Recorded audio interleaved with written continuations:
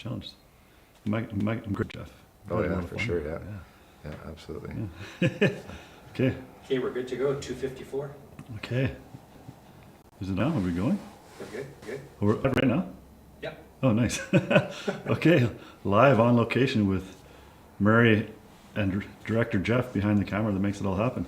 And this is our 4th episode, and we're grateful and lucky to Jordan Boudreau, 6th Dan black belt, founder of Family Taekwondo, Prince George, here in Prince George. Yes, exactly. Yeah, good to see you. Thank you. Good to see you, Murray. Nice. You too. Okay, we'll start with first question. What got you into training Taekwondo in the first? Yeah, so it's funny, and a lot of people may or may not even believe me, but like I knew even when I was little, like a little kid, like 4 and 5 years old, I wanted to martial arts. Know any other martial arts other than the name karate? So obviously I wanted to be in karate, and one of the most early memories I can have knowing for sure that I wanted to be in karate was we were at a family friend's house, and they had another young child there, and we were hanging in his bedroom, and he had this certificate on his wall, and it was for a yellow belt from whatever the club happened to be in Prince George at the time. And I just thought, just seeing that certificate on this kid's wall, and thought, this is amazing, right? Karate? It was a karate certificate, yeah. And so seeing that I want to be just like whatever. I hadn't even really had a chance to really meet this kid, but I just wanted to be like him because I knew he was arts, right? And he had this karate certificate on the wall. So unfortunately, I didn't actually get into Taekwondo and martial arts in general until I was 13. So I think I got a late start in it, but it's one of those things, and I finally had the opportunity to join a martial arts school at 13. My older brother had already started. It was one of the local gyms, running out of the aerobics room, so very small. That's how I got my start in it, and kind of never looked back from there. It was a different organization than what I'm in now, but still Taekwondo, kicking and punching, and it was what I wanted. I had the uniform on, I had the belt around my waist. You got your yellow belt? I finally got that yellow belt. Yeah, exactly. And I just kind of been doing it ever since. And that was really my first big start, was when I was 13 in Taekwondo. Cool. Wow. How long did it take you going from joining at 13 to black belt? For myself, it was a bit of a long process. As I said, I was part of a different organization when I first joined. And so in the world of Taekwondo, there's two large factions. You have the WT, which is the World Taekwondo, and the ITF, which is the International Taekwondo Federation. And so the side I started with was it practiced the WT style. And so, is that the Olympic one? The Olympic Taekwondo, yeah. So I did that for about 7-8 years. I got up to the rank of black stripe, so just before black belt. Unfortunately, just time, it was multiple instructors, and some were moving, and didn't really know who was going to take over the club. And I was loyal to that for sure, but like the writing was just on the wall that I was probably going to end up shutting down soon, unfortunately. And my brother by this time had left this club and gone on to join the Prince George Taekwondo School. And he wasn't pushing me, but he's like, you really got to come and check out this club. It's really good, right? I'm like, yeah, well, I want to get black belt here, and then I'll probably move on, because I don't know how much longer this school is going to last anyway, unfortunately. And I went in there one day as a black stripe, and I watched a class that my older brother was in. And I go upstairs to the gym, and it was at the Roller Dome here at the time. And I go into the room, and probably about 20 to 25 black belts up there, all training. Wow. And I don't think the school that I belonged to even had 25 students at that time. So go in there, obviously see all these super talented black belts in there, and I could tell right away, like, yeah, I'm not on the same level. as these students in this club, right? It's definitely got humbled because I thought I was doing pretty good as a black stripe, and just watching one class. And this would be around when I was like 20, just turning 21, and I actually traveled to Vancouver with this club. I wasn't even a member of it yet. I just traveled down to Vancouver to watch their national championships. And now I got to see all of the competitors from across Canada that are in this station. And I, again, just one more ITF, yeah. Just one more example of I was not on the same level as these competitors. Yeah. And I definitely wasn't where I thought I was as far as abilities. So made the move over and joined up at that school, and never looked back. And it's been amazing ever since. It's amazing. So did you start right away? You joined that school, then were you training for nationals and competing in provincials and nationals and stuff? I waited a bit. I actually, when I first joined that club, I had broken my arm, and so I just freshly got a cast on this arm. So I was training with this broken arm, but I wasn't getting ready for any nationals. I knew, like, again, I was telling you, I was not ready for that level of competition after just stands watching it. So it took me about a year and a half training with all these new members, and then finally tried out national championships. And I'd actually gone to a couple of smaller regional tournaments where maybe there's not going to be as many competitors, and just kind of break myself into that new style. So nice. So did you get a black belt with the other club, or did you get the black belt? No. I before I tested for black belt. Nice. Yeah, I had black stripe, so it's probably about a year away still from testing for black belt. But again, you could just see, like, the writing was on the wall that this may not last much longer anyway. I probably should have stayed there till the end, but I just knew like from wanting to advance in martial arts, I knew that I had to take this next step and go train with these level competitors in town. So the higher level black belts. Yeah, nice. exactly. Was your brother a black belt at the Was, yeah. Oh, nice. So yeah, he had left and the school. He had been there for about a year. Obtained his black belt there. He was actually one of the assistant instructors there with the small programs there. So very cool. Nice. Yep. All right, then you might have already said this, but how long did it take you to get your black belt from when you started in the ITF club? So that was about, I'm gonna say it was about a year. Like I said, about a year and a half. I got a couple and competed in the black belt division as a red belt. Just again feeling it out, and there wasn't a lot of people at some of the smaller regional tournaments. So if there wasn't a big enough division, they would bump you up or sort of kind of group other belts together to make divisions. So even though I wasn't a black belt yet, I was able to compete in those divisions against the black belt guys. Nice. Yeah, and that was like a huge eye opener. Yeah, Yeah. They were crazy good. So wow. So yeah, and I think it probably took me about a year and a half to get my black belt with the school. Can you talk about this? For sure. So I would if you're a child coming into martial arts, the process, especially nowadays, it's not as strict. Like first to martial arts, it was just train, and they're to play a game in class. That was out of the question. You didn't do that at all, right? And so for kids nowadays, I think it's geared more. It's like training fun, right?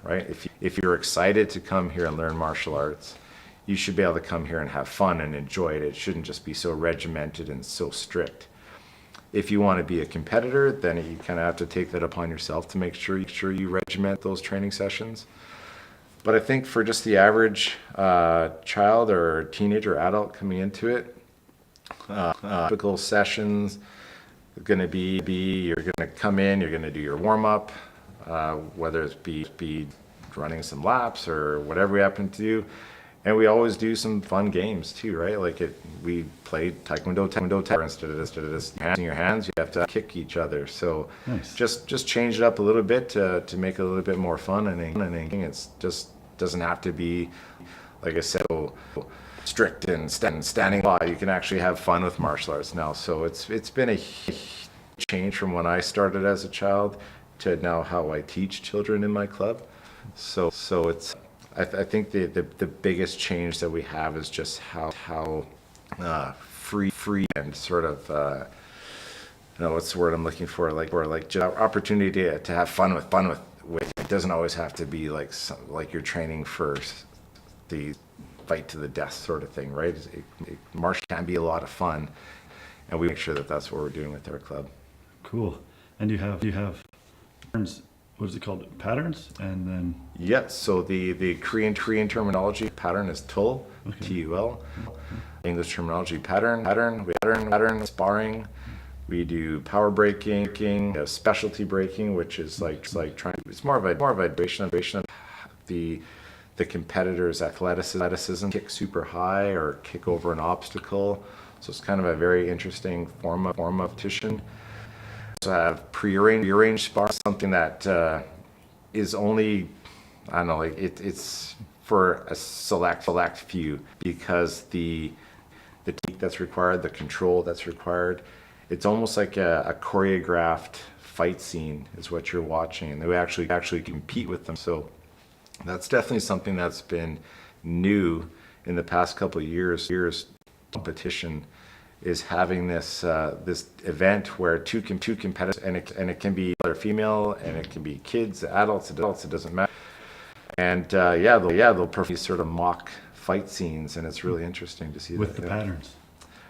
They'll do different technique, but they'll apply to each other. So basically, when normally doing a pattern would just be by yourself, this basically pattern and adds some sort of physicality to it. Even though some of the moves are quite theatrical, it's showing what these techniques are actually used for. So if blocking a certain way, it'll demonstrate what technique we're taught with that technique.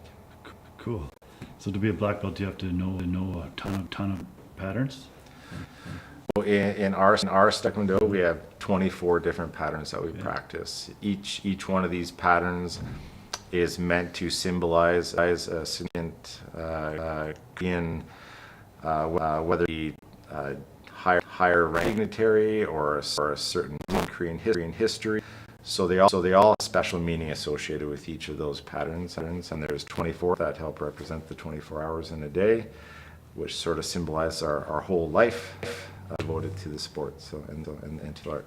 Cool, I like it.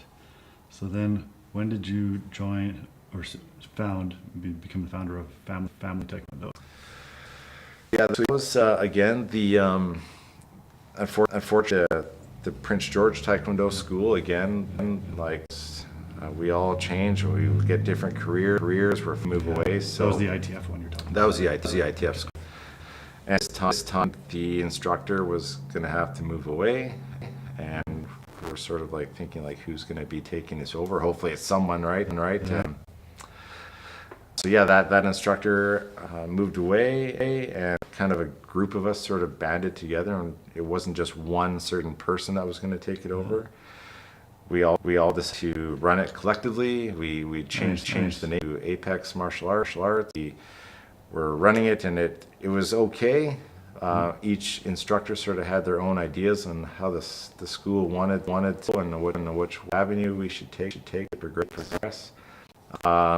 And again, not to any fault of any of us, it was just sort of like different ideas, different pathways, just led to myself and my brother sort of, we're gonna go down this road, and we're trying to run this on. So Nice. Yeah. So you guys both founded Family Taekwondo? yes. So we Okay, started cool. that together.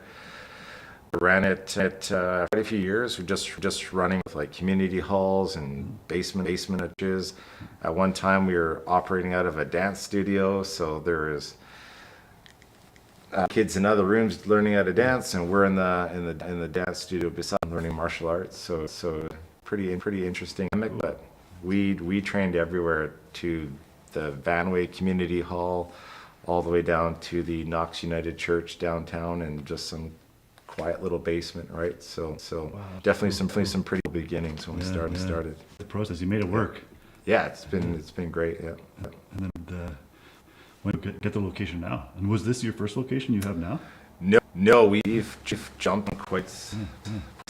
Actually, we decided to a commercial school and get our own location. Excuse me. When my wife came on board, Stacy, and she started running the and doing the business side and all the account, all the stuff that I don't want to do. She's really good at that, and so yeah, since we started the commercial locations, she's come on and she's ran the business side of things for us since then. And so yeah, we probably have, I think, about 5 different locations. It's been good. Every time we find a new one, it's a little bit bigger. So obviously it lets me know that we are expanding and we're still growing. But the issues that come with getting a new build, higher costs. So it's all part of it. So it's kind of balancing it out over the years. But yeah, we have a great location. When it's just amazing. It's great. How many students do you have at it? So I think we I don't know the exact number. I think we currently operate. And it's always fluctuating. I think we run in 40, 150 students. Wow. Yes, yeah. Nice. So it's great. We've got amazing group of little preschoolers, all the way up to our advanced adult class. So awesome classes. We have one of the we've really prided ourselves on is that moms and dads can come to the same class and train with their kids no matter how old they are, right? Cool. And those classes have always been super popular with. So it's not that like everyone's there to become a national champion or anything like that, but it's just great when moms and dads can down the floor and they share the same training space with their kids. That's right? amazing. As a family. As a family, Yeah, you betcha. So did your family taekwondo to its families, or was it because you and your brother? Really? You know, I think when we started, we were gonna call it brother taekwondo. Cool. We wanted to call it just Boudreau's taekwondo, and I always felt like, and I don't want to take anything away from people that call its name. Like they're very proud of their accomplishments. I didn't want to get like sort of have any ego behind it, so I didn't want mine to be in the logo or in the name of the business. So we just honestly, like, what do we want to try? Do we want just fighters? Do we want just kids? We want everyone, right? So that's what we decided to do. So, Nice. and it just, as soon as we said it, a couple of people heard us say it, and they're like, yeah, you have to call me Taekwondo. That's great. You still have room, more space for more individuals to come join your club? Oh, absolutely. The location that we have now, we more than doubled our floor space for last facility. So it's we just actually finished a sum of 50 student floor and lots of rooms. So we know we can get those rooms and those classes nice and filled. So Cool. Okay. If somebody join family, what do? Do they go to your website or do they show up? yeah, you know, it's funny because we don't actually do a lot of advertising.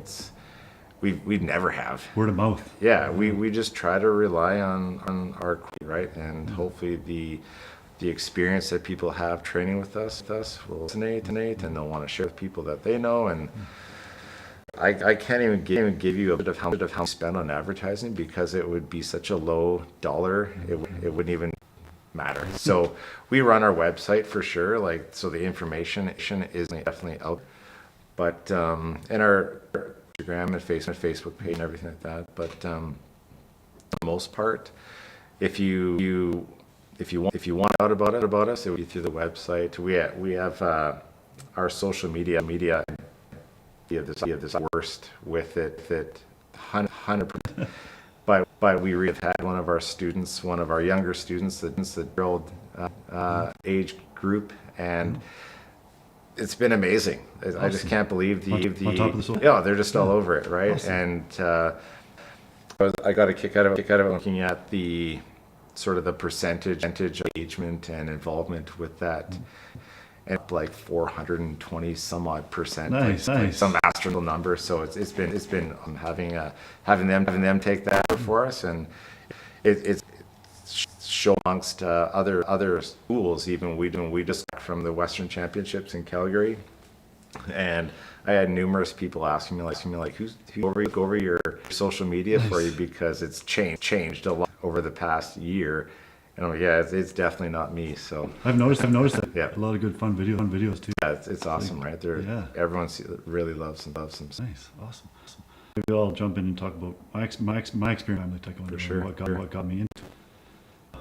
Maybe a little bit of my story. I played volleyball sports most of my life. Was volleyball, but then I took in between my third and fourth year university. I was playing for Manitoba.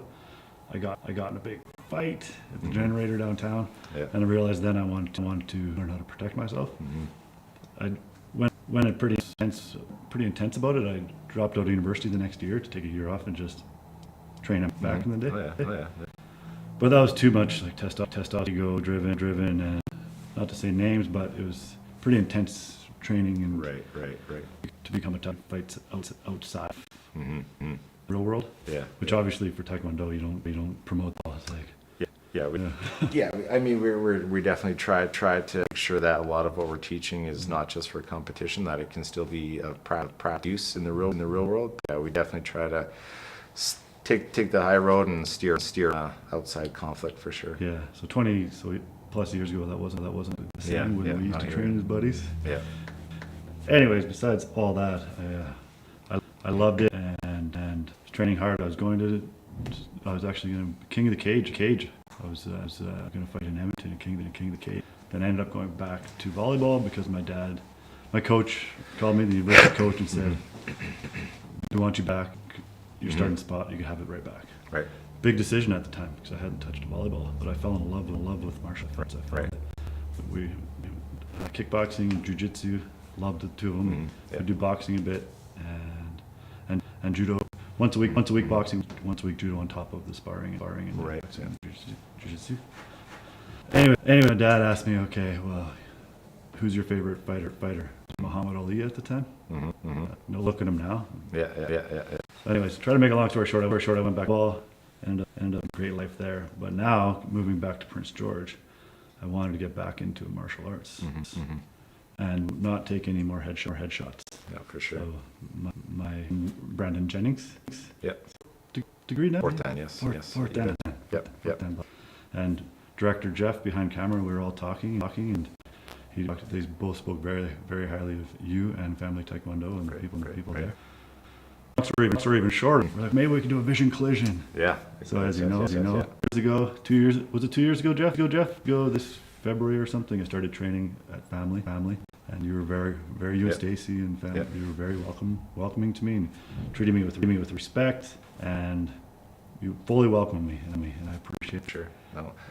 We're happy to see someone as tall as you come through the doors. It's a known fact that if you're tall and slender, that's definitely the Taekwondo body type that's for our style of fighting. So to have of your height and the long reach and everything, it's like, oh, this is gonna be great. I love it. Yeah. Thanks. My back was hurting me at the time, as you know. I trained for 3 months or so, and my goal was training as a fight at nationals as a white belt. After training with you for hurt my back in the process again. Didn't train as much as I wanted, but I felt when I was fighting nationals in the white belt division, was it plus or whatever it was. Yeah, I loved it. It felt easy for me. Yeah, for And sure. remember the conflict during semifinals? I was red in the blue corner, and Yeah. whatever it was. First. The colors make Yeah. And it was easy for me. Yeah. I didn't want to hit him or come straight on, Yeah. which I did the first shot though. Yeah. I always thought when I was boxing, I like the gloves down, bam, bam. Little roll with that. Yeah, jab. so Yeah. I believe I did it that way. Yeah. Hit him straight on. Yeah. But then I kicked his butt. Yeah. And I had a liver shot, which I was proud of. And then I was just so nice. It was near the end of the round. I didn't need to strike him more enough points. Yeah. And his hand got raised. Yeah, it was unfortunate for sure, but no, that was a lot of fun. It was great to see some come in with the enthusiasm that you had, and the idea that we had behind it was let's see how far we can take someone in 3 months and see how well they do at this national level tournament, white belt or not, right?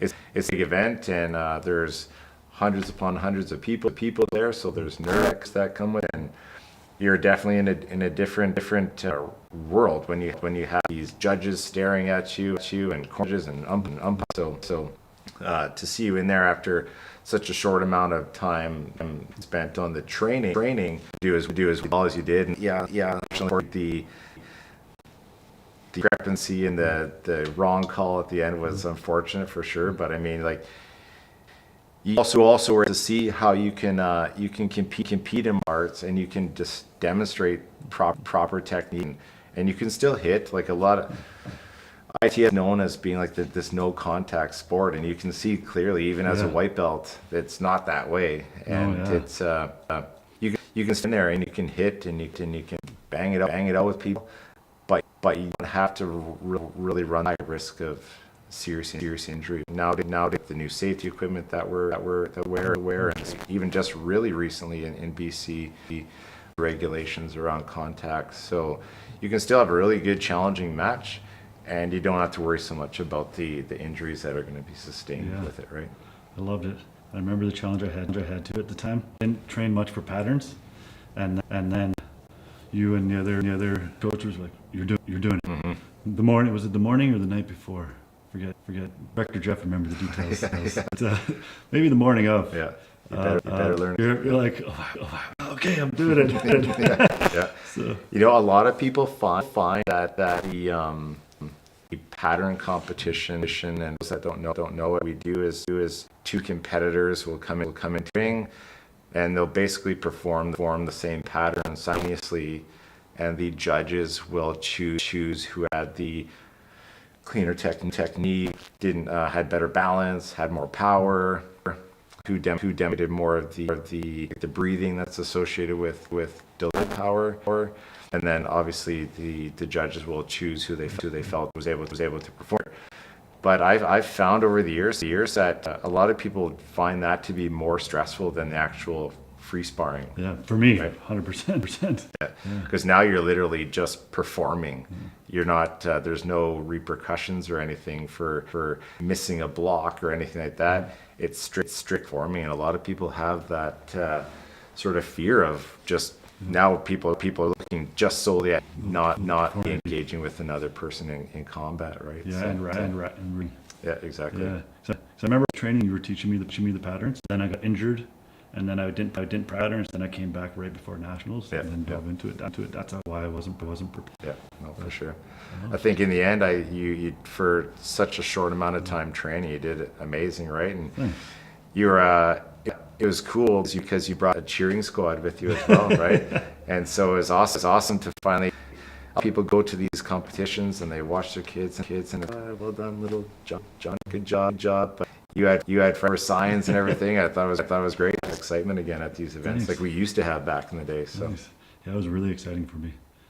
I know way after that, but now I'm back. Speaking of back, my back better. Good. And I would love to finish that little vision collision we had. We had absolutely footage there. Maybe we could tie that story together somehow. Absolutely, 100%. That was great. Just the engagement that you brought to the club, and the social content that we were able to create leading up to that we had tons of people just commenting on it, how good it was, and so I would love to wrap that up for sure. Love that. Okay, when's the next? Is it Westerns? That's next. So we just had our Westerns read. In Calgary just a few weeks ago. Nice. Awesome time we had there. We only took a small group. This took 10 of us there, but did you get? Yeah, we did good. Yeah, we had let me see. We only took 3 black belts with us this time, but and 2 of them had only been a black belt for about 2 months. Oh wow. So fighting other black belts. And then fighting in black belt division. And you know, we definitely, as an instructor, it's my responsibility to look at the safety of my competitors. And I knew that for one of our juniors, he would be competing against a high level athlete that actually just returned from the world in Argentina weeks, if not days before the tournament. And I knew he was going to have to be fighting against him. Wow, what a challenge. So I told a number of my students, like, you have to make sure that I'm the one that gets to talk to this student first. I want a sort of sense of fear into him. I need to be able to talk to him about this particular competitor, because I know that level I know is exceptionally skilled. What I also know about him after having coached him at the last World Championships was he's very skilled. He is also very controlled. So I was trying to emphasize to my student, you may be fearful of this competitor. I think it's good compared to go against because he does have such good control. He's not going to literally try to hurt you, right? He's not going to do anything intent to try to hurt you. He will probably light you up, but he's not going to completely injure you or force you away. He'll do what he needs to do to win. And then and he did exactly what I thought he was going to do. He kind of turned it into a training session. So he actually gave him an opportunity to throw some kicks and, like, don't just stay tight in your guard, yeah, throw some cool. And let you experience what it's like. So I thanked him after the match, and student, yeah, he got banged up a bit. He got a nice black eye, and he got a cut lip, and all great things come from competition. But it didn't deter him wanting to compete. He now knows what level he needs to get to. Exactly what I did when I first started. Like, I knew, like, whoa, this is higher level than what I'm used to. And so he got that opportunity as well, right? So Learned a lot through that process. Oh yeah, we learn a lot through some mistakes and getting hit, and to know how hard he has to train when he's back, and he'll take that experience going forward, right? So the next person that he faces won't be to an individual just got back from World Cup. It might be someone who's also just got their black belt, and now it's a little bit even, and won't have that stress stems from knowing that he has to go against such people, right? So sounds like I remember a little bit different values. Sounds like these guys have those values. Absolutely, like the core values that I use that from martial arts training. It's not just Taekwondo. I believe all martial arts are trying to instill that sort of humility, and we have a set of tenets that we follow: the courtesy, integrity, perseverance, self-control, and this indomitable spirit. Nice. And before we become in company, we talk about those things. That yes, we're here to engage in a combative sport. Has to be respect shown at all times, right? We have to make sure that we're treating each other as brothers and sisters in this, not just a rival or an enemy, right? So you'll see it all over. Just little kids when they're done shaking their head, and the bowing to each other. That sort of respect and courtesy is always shown through every level of competition. I love it. That's cool. Even from my experience when it came to finals, after that fight, that one guy came, he said, "You kicked my butt." Like, Yeah.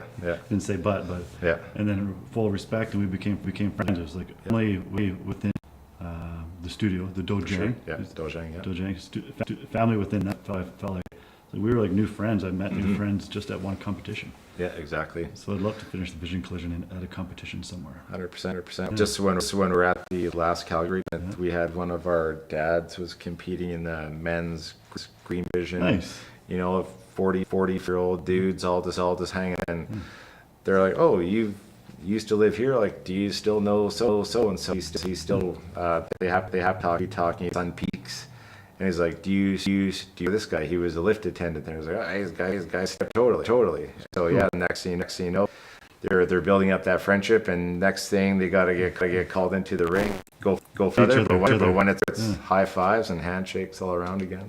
So yeah. Cool. Like it. Yep. Well, we take my first time to look at the questions now. I feel like there's so much to put. Age limit. Talk. There's the training. What is the path to a black belt? We've talked about that. Recent competitions.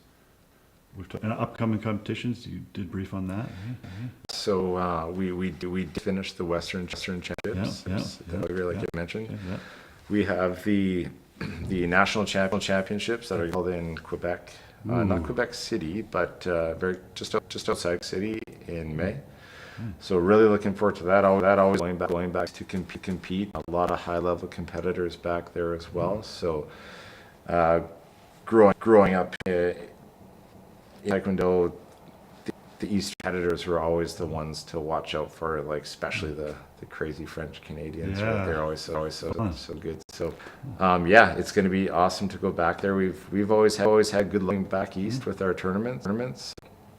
Really looking forward to seeing how well our black belts do. This will be a selection nationals. So No white belts then? there'll be white belts there, but when it comes to senior year, so you vie for points throughout the year, and that'll get you selected to the automatically go into a round robin division, or if you have to go into B, which is like you have to wait into the round robin. The top four compares a black belt division. We'll now do robin to determine the national champion. Cool. And so then what happened is how we do it now is we invite to a selection camp, which happens on the following internationals. So that's either division or we're kind of noticed to be of like harder, get asked to go to a selection, Cool. and then that's where they determine a team that will go and represent Canada at the next World Championships. The World Championship. Wow. So Yeah. Is that the process you had to go through back when you competed in Worlds? Well, I was just saying they changed a bit. So how you still had to get the points throughout the year, and I would put into the round robin division. I always made sure that I went to as many tournaments as I could, even though there might only be a few competitors, because it was going to get you those points.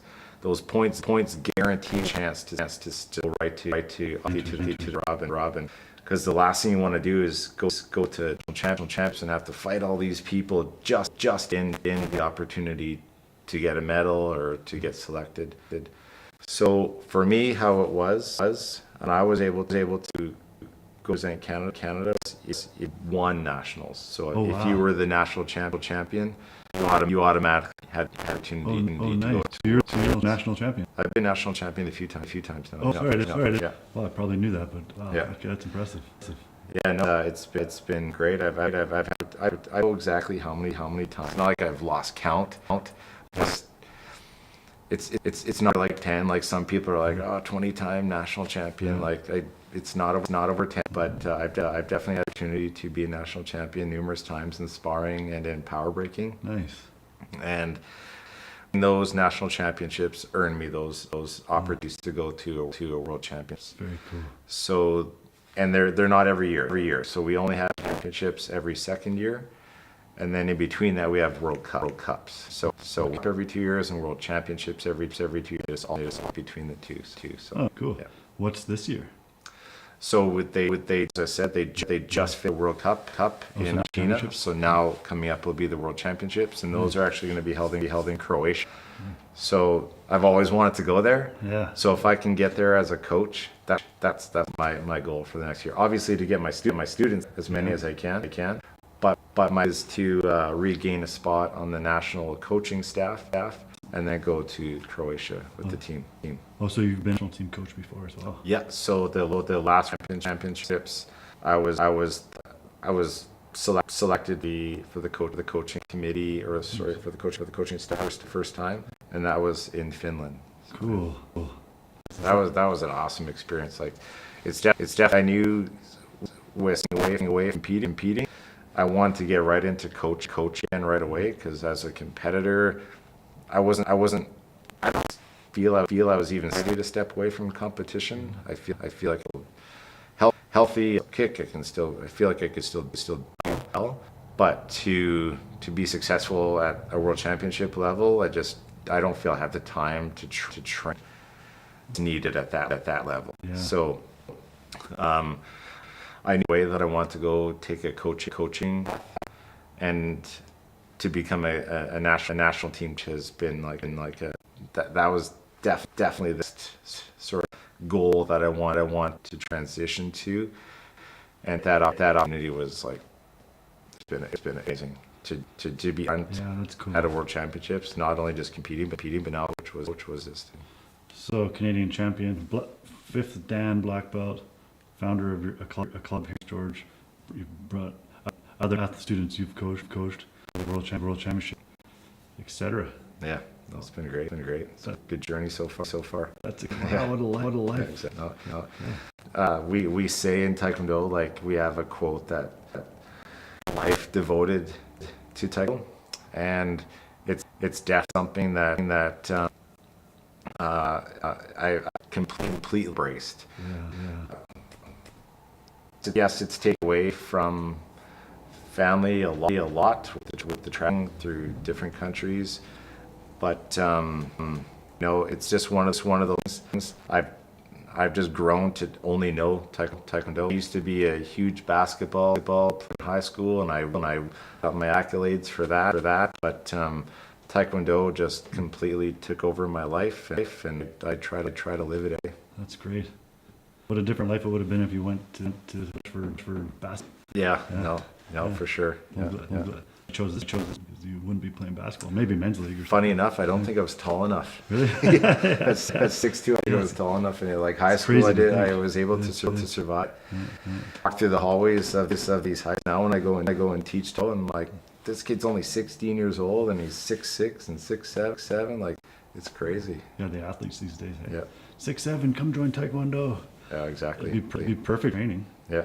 We have a 10-year-old that just joined our school, and she's over 5'8". Like, she's super tall, and I'm like just so excited at a tall kid in the gym, right? So cool. It's exciting. Cool. I was excited about meeting the girl when I started training. She started training maybe even after me. She came in from Hapkido. Mm-hmm. I forget at the moment, but wow, when I first trained with her, upside the head, like, I didn't even see it coming. Yeah. She took it, like, she was gentle with me, but let me know, got kicked upside the head. Is she still training? She's still training, yeah. And she's going to be testing tomorrow. We have our belt gradings going on tomorrow. She'll be leveling up tomorrow. And no, they're doing amazing. She's super talented. Obviously, it makes it a little bit easier on me having someone come in sport into the martial art that. So she trains in Hapkido, and still does. So she, and the good thing is that a lot of the kicks that we practice here are ones that she already knows. So like sort of the transition between the two, like very, very similar. So she's been doing amazing. She was just recently competing with another one of our students, and the two of them have been kind of facing off against each other at tournaments over the while. Perfect. And she's close to winning, but she's gotten quite a few silver medal. Get her into a gold medal soon. Like I said, one of our others is to be getting that goal is good too. Like, just two training partners within the same facility is perfect, right? Are they the same weight and everything? Same weight, yeah. So make each other a lot better. Yeah, 100%. Yeah, exactly. Cool. Yeah, I love it. Yeah, it's awesome. Good to see them. It is. Would you ever compete again? Well, I would love to say yes, but see ya. Yeah, and I don't want to say unfortunately. I'm testing for my level here in a month and a half. So once you reach that level, it's no more competition anyway. Wow. So can you explain it. So what is master's level?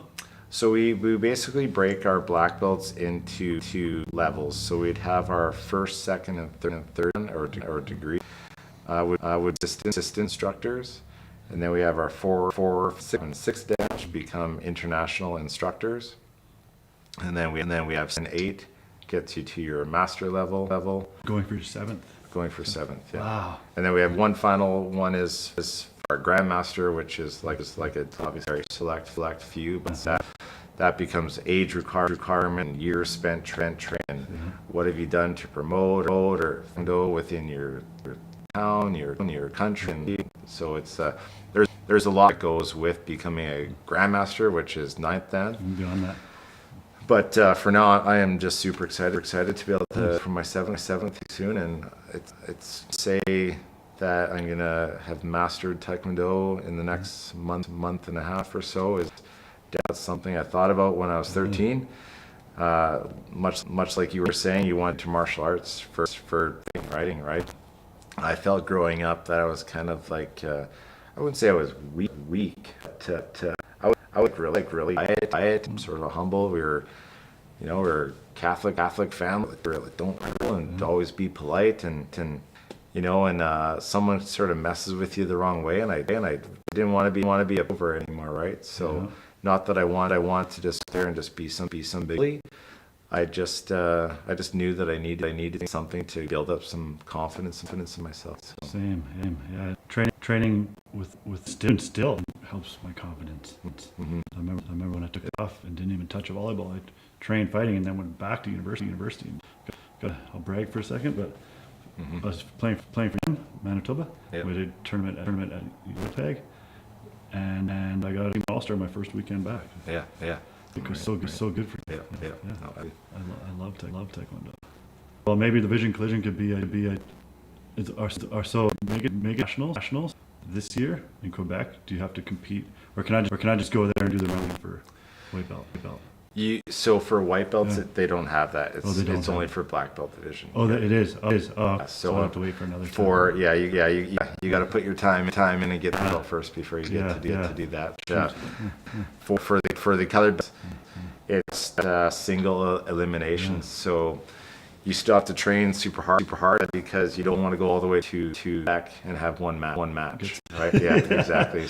So if you're definitely going to look into traveling for competition, we say this all the time. You got to make sure you put in that work because the last thing you do is travel all that way for one match, right? Okay. Well, I love it because Taekwondo, it welcomes people like me who. I'm here. I'm everywhere. I don't have the time to consistently train for Taekwondo, but I can still join. Yeah. So it's good to know that people of pretty much any age can go join. 100%.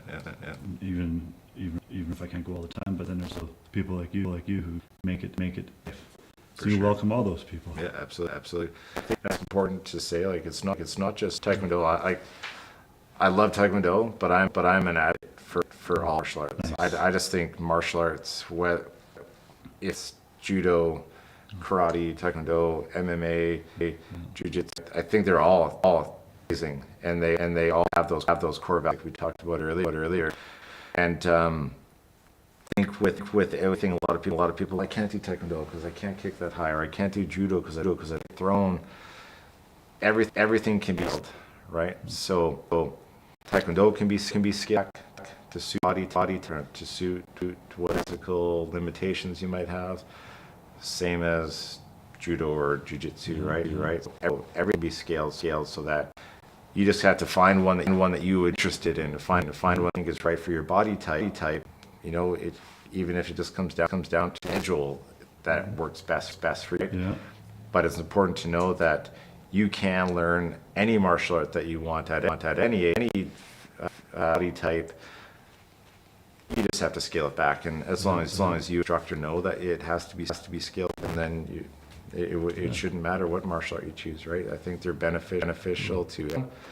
And I like I said, I love watching all martial arts, and I whether it's kung fu, bees, or me and my sons, we love watching every UFC event, right? So, and it's I love watching martial arts. Like I said, it's not just Taekwondo isn't my life. Martial art, my life. And that's awesome. You're a martial artist. You're my martial arts brother. It's just amazing. It's awesome. A lot. So your brothers were both Taekwondo, and your sons are in Taekwondo too? Yeah. So both of my sons train Taekwondo. My oldest boy, who's 22, he black belt. Oh. And youngest son, a blue belt. He was training when he was little as well, but he unfortunately had a really bad bike accident when he did, and wearing his helmet. I make sure he's wearing his helmet, but he sustained a significant head injury from it. my wife actually in Italy at a world championship when this happened. So it was a little bit scary for sure. And you ever want to feel like a helpless parent, go to another and have one of your kids get significantly injured. Like you're literally at the mercy of taxi cab drivers, the airlines, you name it. The language barrier was like crazy to trying to deal with when we were there. And so yeah, coming back and Oh, did you have to cut your short to come back? we were only in Italy for about 3 days, and we're going to be there for a couple weeks. Wow. Yeah, but you know, like my son says he feels bad that we had to come home, but it's like that's what I do, right? Yeah, exactly right. Yeah, I missed out on a world championship, but you know, my son is my everything. So making sure we came back home for that was first and foremost, and we kind of just overbearing parents. We didn't let him compete for a long time. So. Because we didn't know what would happen should he's their impact to the head with a punch or a kick. So yes, we were in boxing gloves, but still like we just didn't want to take that risk. And so anyway, we're 19, and we said you have your choice now. You're an adult. If you want to get back into competing, it's up to you.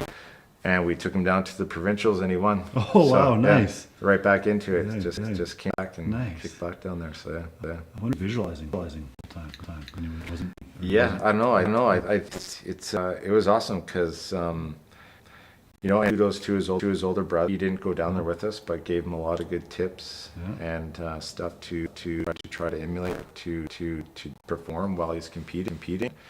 You know, one of them just trust your instinct, listen to dad. He's going to be there coaching you. So, Nice. and he went in there and he did amazing, right? Good for him. Yeah, for sure. It was like definitely a proud dad moment. It's just, my old son has been a Western champion, and he was a North American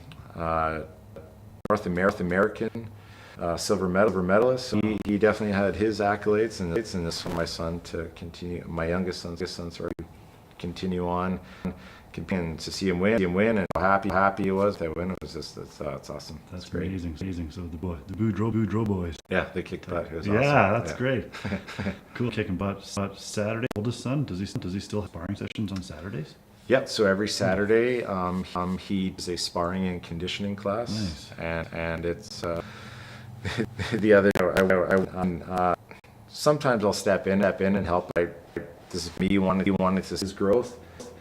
I let him. You have to plan every class. Like I'll be there if you need. But I want to see you do the class schedule. I want to see the programming. I want to see you teach and the stretching thing. That's right. Great. So anyway, this whole last week I've been sore beyond belief from the last class that he taught. Nice. So we say sparring and conditioning. He definitely conditioned me that last class because I'm sore from it. So beautiful. So if somebody say, because I talk back when I drink with my buddies and stuff, I'm like, you should come in and do a sparring session. Because I'd love to, you know how it goes from the beers. I don't want to go from the beers out the street to see who's top. It'd be cool to come and spar with my buddies. Would you guys be cool if we did stuff like that? Absolutely. Yeah, we sign a waiver. Sign a waiver. Drop in fee. Right? No, exactly. No, for sure. It's that's what it's for, right? It's to try and get experience and see what our club is like, and is that it's you know there's the whole mystery behind martial art thing of the past, right? And when I was looking at martial kids, they had like paper on the wall so you couldn't see in there, and it's like why we had wide open. Parents now. Parent watch. We want people to see how it is in here. Why close it off, right? So for sure, bringing people and letting them experience is what it's all about, right? And how much of a workout it is too. Yeah, exactly. And it's humbling. We've had a lot of guys come in that are like, oh, I've done this, I've done that. I want to try to get in there, and like, okay, well, we're gonna match you up with this 16 pristine girl right here, Oh, right? yeah. And it's Next thing, it's kicked powerful, upside right? the head. Oh. Exactly, yeah. Or even just an unsuspecting, year old dad. Right? Yeah. Just how much skill that these people actually have with the training that they've been, right? So Yeah. There's one of your black belts. I forget right now. Bad. Anyways, I was doing older guy, a little bit of a beer belt, quite a bit of a beer belt. yeah. And I remember when we were lads, and you just whoa, wouldn't even know it. Yeah, exactly right. Cool. No, for sure. That's another thing that we try to focus on too. It's just not. There's a lot of that can be in real shape, have worst sneak ever and hit hard. But when you need time to teach a martial arts technique sort of scientific and you down the body mechanics and how it should actually be heard. Yeah. You don't have a super athlete to generate a lot of right. So Yeah. and it can't. It's exactly it. It can be affecting for some people to produce a lot of power, and it's just like, I never would have thought someone could even get high.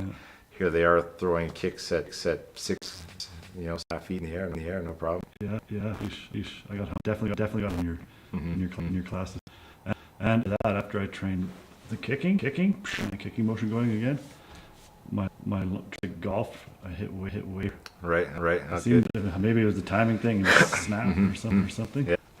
So, We definitely said when you break down the mechanics of how your body actually move, it's easy to see how it relates to so many other things, right? Like growing up, I was a skateboard, right? And so I've never had an issue with balance, right? But you start throwing your kicks out there, and you start to turn when you're up high. Well, it's a little bit right than having your 2 feet planted firmly on board. But it's amazing how when you start to dissect how your body moves and work, muscles get engaged, how it reflects and how it translates into other avenues as well. To others. Yeah. So true. Speaking of growing up, did you grow up in Prince George? Yeah, I've lived here my whole life. Your whole life. Nice. 48 years. Okay. I've lived in town, yeah. Cool. So a lot of people want to get out of here. I love Prince George. I love it too. I think it's great here. If you're into outdoors, there's you couldn't be better. You're submerged right at the smack dab in the center of the sea. I don't know, like I said, sometimes PG get bad rap, but I love it People here. could stay away. Yeah. Exactly, yeah. I love it here. Keeps drawing me back. Yeah. And I'm back. Yeah, for sure. That's I grew up in a little rural neighborhood, and it's obviously growing up but I literally live one neighborhood away from where I grew up even. So Nice. I moved through a couple different places in the as I got older, but yeah, where we are sitting now, it's literally I go for walks my childhood all the time. Oh, that's cool. Yeah. So you were a Boudreau boy walking in that neighborhood. Now your sons are walking around. Yeah, exactly. Yeah. So keep things right. Yeah. What school did you go to? Banway. Okay. Banway was my elementary school, and college was my high school. Okay. I was a Hart boy. Oh yeah. You probably experienced the Hart boys back in the day. Oh yeah. We are our share of being out at the lake ever, and then Hart guys show up. Take your lick. Yeah. That's right. Yeah, making each other It's part of tougher. being a team. Having a run in with the Hart boys always sure. Whole other story. Yeah, exactly. So, there's so many stuff from childhood which I can't even really remember. I'm just watching my buddies and Yeah. called Hart boys around. Yeah. Because I feel you when you were younger you didn't say but I did feel weak. Young guy, skinny, little nerdy. Maybe, skinny, nerdy kid, tall, skinny, and all the boys were around me. Stuff. But I didn't feel tough until I started training. Yeah. And then getting into realize, well, you could be a tall nerd athlete and learn how to fight quite effective, and you could defend people. Totally. So I found again, like I didn't feel really weak. I felt like weak-minded. Like I was just always taught to just be so nice and caring for everyone. And like that's an amazing attribute to have. That's my mom's side of thing. My dad grew up in Windsor, Ontario, across the river from Detroit. So he had a different mentality growing up then. So we definitely had this balance of like my soft-spoken mom and my sort of very outspoken, I say abrasive. My dad was just a big, tough guy, right? We had that balance. And again, I just felt like in situations where I should probably speak up or do something, I just didn't let in me, like let it be and be passive, right? So it's definitely helped me break out of that. And it's funny you mentioned King of the Cage, because I do a King of the Cage nice. fight. And I don't want to swear, I'm ass kicked, right? It lasted a very short amount of time. But in that situation, stress of having